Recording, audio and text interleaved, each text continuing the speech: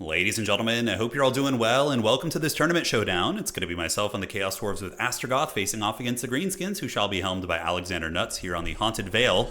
And it is going to be some big old Collosal Squigs trying to hunt down my DREADQUAKE train. So I did go with the Demon's Tongue, which is the Arwar Iron Demon. Very good against Greenskins already, of course having the flamethrower on the front. And it is going to be towing a DREADQUAKE mortar, which can be brutally devastating against the Greenskins. They don't have any sort of like direct fire that can punish it super hard. Now, of course, if it does get caught, there are some techs against it. Of course, using Rampage is very good against the train tech. You can Rampage it, beat it down with your melee units, but without that, man, it can be a menace for sure. So front line's going to be Hobgoblin Cutthroats with Chaos Dwarf Warriors, and Blazing Beards of Basharik are pretty good in this matchup. Just being able to clear out Orc Boy, Savage Orc, Goblin tier units with your blasting charges, very, very money. Astrogoth is also a great choice. He's a bit of a smaller target, so you don't have to go as expensive as like a big Bale Torch character. You already have a Source of Terror coming in from the Iron Demon DREADQUAKE combo, and Flamestorm is a good spell, so I like that quite a bit. So not going to be using my very typical, what I usually do is just double, Magma Cannon with Fire Glaives and then a bunch of Skirmishers. This time we're going to be getting a little bit crunk, trying to fight them up close and seeing how it goes. So for my opponent's army here, Alexander going to be rocking a front line of Goblins and Orc Boys, just kind of chaff-centric, and he's going for an anti-train tech of his own, which is going to be the dreaded double Collosal Squig. So these things are pretty nasty. They do have, 90 speed or something like that, so pretty damn insane. And on top of that, they have a little bit of a weird lag right there, but they have 90 speed, relatively good leadership, hard hitting as hell with high melee attack. I mean, they can definitely hunt down the trains, but the thing that's dangerous about them is if they do get rampaged, which happens very easily, they do have the Primal Instinct thing or whatever it's called, not blow apart. Where is it here? Acid burps. And yeah, they do rampage, right? Let me look here. Yeah, here it is on the other side. So Feral Rage. So yeah, if we can mow them down, pull them into bad situations, it's good for us, but there's a big chance those things just take out my Demon's Tongue. Orc Shaman's going to be using Foot of Gork as well as Fist of Gork, and it looks like Gork is putting in some serious work here. And we got Gorbad Iron Claw in the back, and he's going to be giving the +10/+10 combat stat line to the nearby units. And he's a good hunter as well. On his pig, he can go fisticuffs with the trains and some of the Chaos Dwarf characters. So the battle is on, ladies and gentlemen. In reserves, I have Fire Glaives and Bull Centaur Renders mainly, because my main army, if you look at it, what is it good at? It's extremely good at massacring infantry, but it's very weak against big targets. So, that's kind of the nature of domination mode. You want to make sure that you have all your bases covered in terms of strategic play, and that you have something that can counter pretty much anything, right? So Demon's Tongue going to be rolling in. We're going to be turning on the DREADQUAKE now. And you guys are in for a treat. Flamethrower going to be coming and the DREADQUAKE shot, so the 1-2 punch. And unfortunately, they will get away, but that's so good. And the sound effect for the DREADQUAKE is just so glorious. So unfortunately, we don't make great contact, but now we're going to be rolling dirty. And we do have the two Collosal Squigs hot in pursuit here coming for us. First Colin's going to be a Fire Glaive to try and put those things down. And man, I wish Fire Glaives were good in tabletop. They're just so freaking good. But sadly, they're just a little bit overcosted. I always try and make them work though. So another DREADQUAKE shot. It's going to be coming in, and that one was better. It does tickle the pickle of those Orc Boys, and now we retreat through. And the two Collosal Squigs are going to be going after Astrogoth. And I was like, uh-oh. I need to remember that Astrogoth is actually an infantry-sized character, which means he can be bullied pretty hard by these Collosal Squigs, right? So advancing up on the points are the Chaos Dwarf Warriors and the Hobgoblins. Blasting charges about to be unleashed here on the Savage Orc Boar Boys, so hopefully we'll get a volley off. They do wheel around and try and get a rear charge into the Chaos Dwarf Warriors, but we still do have the blasting charges coming in. Sadly, he does range me there.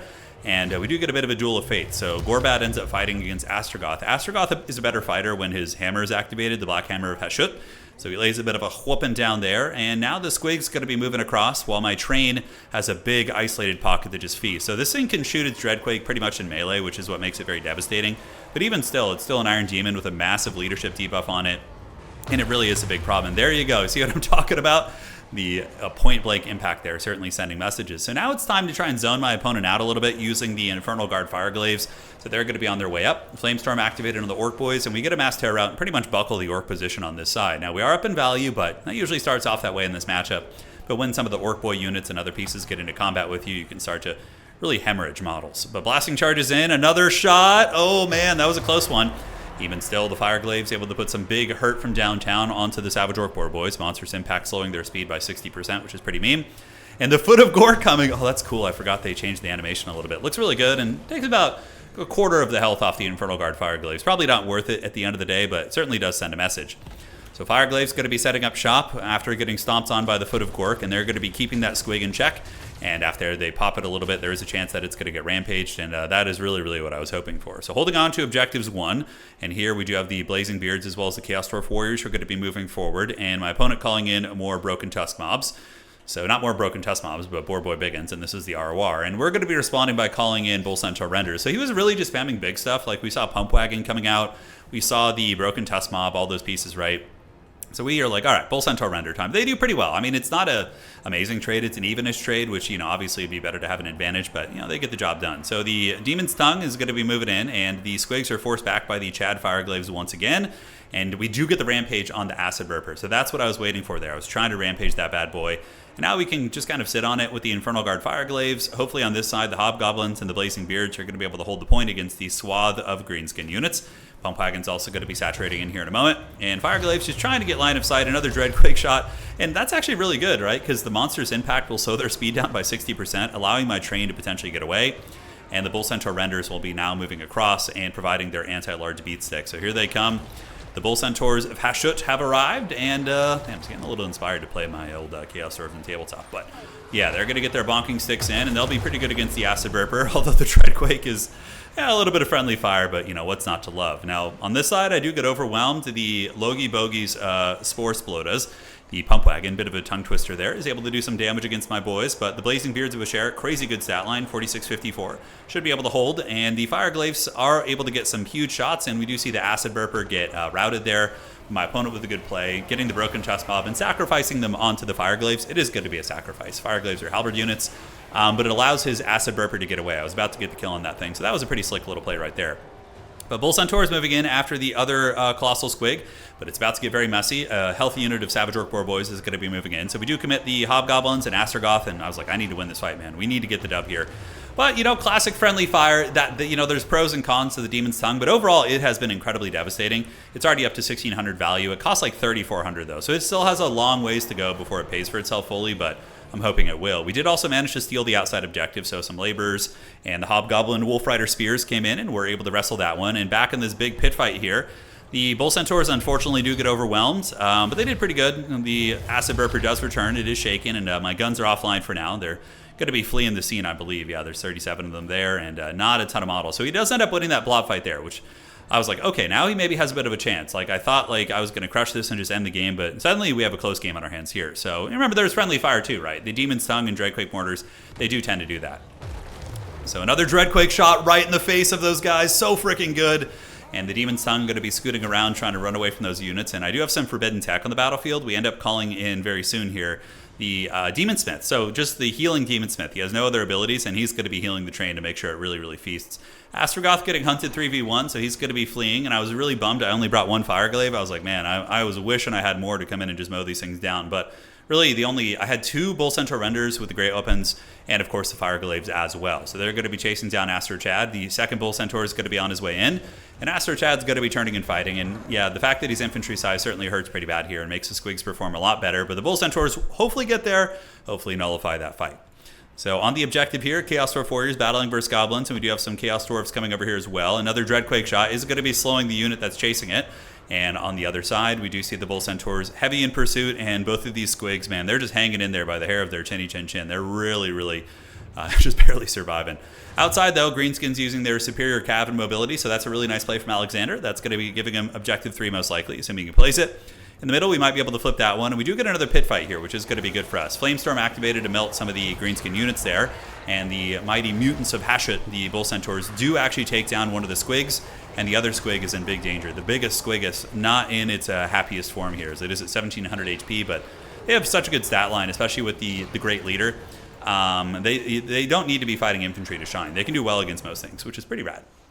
So objective Dose does get stabilized by my opponent. He does sacrifice objective 3 to do that, but he is going to be calling in some Night Goblins to get that point anyway, so not a terrible decision. Points are very, very close here in this game, as the Colossal Squig going to keep going fisticuffs against Astro Chad. Hopefully he's going to be able to get it, but that Squig is hanging in there a little bit too strong, so we do send in some Hobgoblins to try and help out. And the train and the Bull Centaur Renders going to be trying to get the Greenskins off this point. Unfortunately, though, Gorbad is still hanging in, and everywhere that Gorbad goes, he's buffing the stat line of the defenders, which has been an absolute menace. The Flamethrower there does wreck the big Squig, and down he goes to the remnants of the Fireglaves. Actually, a couple of those bad boys in the distance. They didn't hear no bell. Sitting at 11 models and 1,400 value, so hey, they paid for themselves, which is great. So Gorbad going to be trying to take down the Demon's Tongue, and I do have my healing character in now, so you can see we do have the Demon's Consortia, and they have a decent little armor-piercing pistol. It's not amazing, but you know, it can imbue fire weakness and has some synergies. And also the heal, the reforge on the train is just insanely cost effective, especially for how expensive it is, right? But now we have a return, so we can actually bully Gorbad. Astragoth is quite good against him. And the train is decent in melee too, because if you're right in front of the train, he's just getting flamethrower to the face. That's going to be such a leadership problem. And now it looks like the Demon's Tongue is going to be breaking Gorbad. He sat right in front of the flamethrower and ended up paying the price there. So he does manage to pig away here, but we're going to be chasing him off. And that is our avenue for a comeback, right? He was able to close the value gap. It's a pretty even game. Another Demon's Tongue, or Iron Demon, excuse me, is going to be on its way in. And Gorbad, trying to flee the scene, does get caught. And currently he is burnt and flammable, so his leadership is tanking. And he's going to be getting flamethrowered all the way off the battlefield. So, my path to victory was clear. Just keep my trains together, get big, massive terror routes on objectives, and methodically work through them. A couple Goblin Laborers going over there, but the Night Goblins, I didn't see them, so I thought, it'd be a freebie there.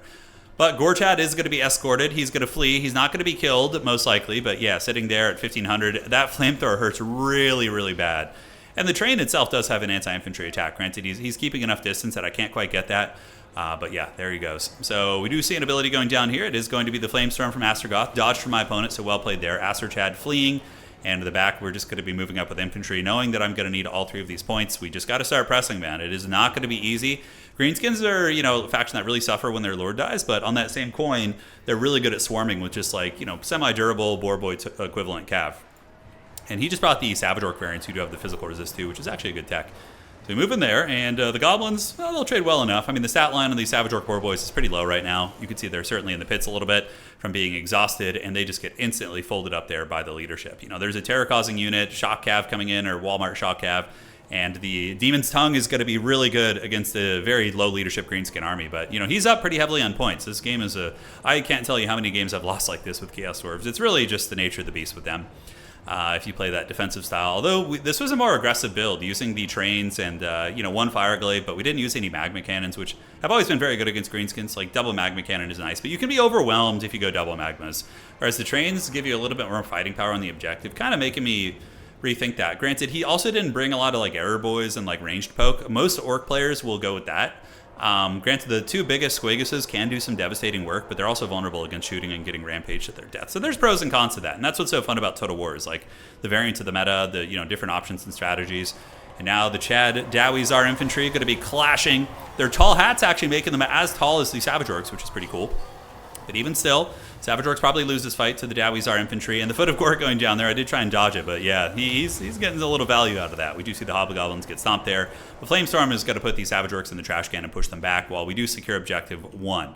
So now we're back on the board, and I just need to methodically move across. Flamethrower is going to be probably cooking some of the Dawizar units, but the great thing about friendly fire is you do have fire res on your units at least, so it's not going to be quite as bad. Your enemies will suffer more than your Dawizar troops will. And we do break his caster, so now he's going to be probably trying to Helm's Deep. What he'll most likely do is force me to go over here to get this objective and then Alpha Strike on objective 1. So this is where it gets tricky, right? How many units do I leave where? Here he's got freaking, over 10 capture weight, which is kind of scary. So I can bounce between the objectives, but as it currently stands, he would probably, would he win on 1? I think I might be able to win on 2 here, but it was too close. I couldn't do the math in my head at this point. I was just too focused on the micro. So I do end up going for all 3 objectives, and we'll see if that costs me there. I think I could win on just, ooh, man, it's close. I think maybe, I don't know, yeah, somewhere in the ballpark, but Hobgoblin Cutthroat's going to be on their way up, and on the backside, we do have infantry coming in, so Cutthroats, and I'm just starting to press all the points. I know that he can't stand up to my trains. Wherever the trains are, he's going to fold up like a piece of paper, but, the trains can only move so quickly. 47 speed, it's tired, it's beat up, but that Flamethrower, man, such a chef's kiss, so good here. Savage Orc Boar Boys move again, man, if he had some of the anti-large Savage Orc Boar Boys, I feel like, yeah, could have been a little bit scarier as well. But I don't know, maybe then my infantry would have been a little bit too resilient, right? So yeah, because those cheap Savage Orc Boar Boys are pretty good at killing, Chaos Dwarf or Dwarf equivalent infantry. So up at the point, Astrachad Iron Hand is going to be duking it out, and we're trying to roll through the point, but overall, the Greenskins still swarming it, but leadership a big problem for them. These guys breaking back here, and the Demon's Tongue now going to be rotating around the side towards objective number 2. And will the Demon's Tongue get it done? Reforged activated once again. Such value, man. It's a huge heal. It's almost a 20% heal. And on the 10,000 HP that this Demon's Tongue have, that's going to be, I think, yeah, a lot of HP. It's going to be serious. So we got the 2 objectives here, ladies and gentlemen. Yeah, he wins on just the 1 point. So my in-game thought process was correct. It's very close, but he does win on just the 1 point here. But yeah, we get this point. More boar boys collapsing in. In the back, we do have the Chaos Dwarf Warriors mobilizing and some hobgoblins coming back in. All hands on deck, desperation. And we are roasting these guys, trying not to panic, right? Just like normally I find myself like rushing to objective 3 and then I lose the other ones. But I'm just like value trading, taking my time, grinding down whatever he sends, and just hoping it's going to be enough, right? So the trains, the pain trains, the Demon's Tongue has been an absolute terror this game. And it's something I've definitely heard whispers of it being very strong. I think in matchups like this, it definitely can. 4,000 value, so it has paid for itself, but like just barely. It costs like 3,800 gold or something. It's a pretty obscene. So if it gets shut down early, you just definitely just lose the game. And I've definitely lost it against Arrowboy builds, like Arrowboy rampaging it. Mither from a hag with Spirit Leech spam on it can kill it pretty quickly. And Gorchad, he ran off the side of the battlefield, and now he returns in that hour of his people's need to try and win the game here for these bad boys, and they might be able to. So he runs me off the point here. I do get the Chaos Dwarfs coming up, and that should be enough capture weight to mitigate this. And thankfully, we still have these Dwarf Warriors fighting, and they're still Dwarfs. They're stalwart. Aster Chad is probably going to die. He's currently fatigued, 46, and 70 speed on Gorbad. Pretty much guarantees that he's going to get hunted down and killed by Gorbad. In the back, I think we get another Bull Centaur render coming out soon, and the Blazing Beards of Basharik are now going to be rolling at the backside point to give me that final cap. So we just really need to get it, guys. He's got 1,300 points, man, and this was really starting to feel like many a Chaos Dwarf game I had lost. Just these razor-close battles like this. And yeah, it could happen, man. So Demon's Tongue able to roll these guys over, and now we're going to be sending Chaos Dwarf Warriors over to this point. And the Night Goblins valiantly surging forth to intercept the Hobgoblins. It is a duel of cousins here. But the Blazing Beards of Basharik, you guys ready for some extremely lore-accurate Chaos Dwarves? They're just like, the Hobgoblins are fighting in the front. They're just like, oh, great, we got cannon fodder. So now the blasting charge is going to be coming in from the Blazing Beards.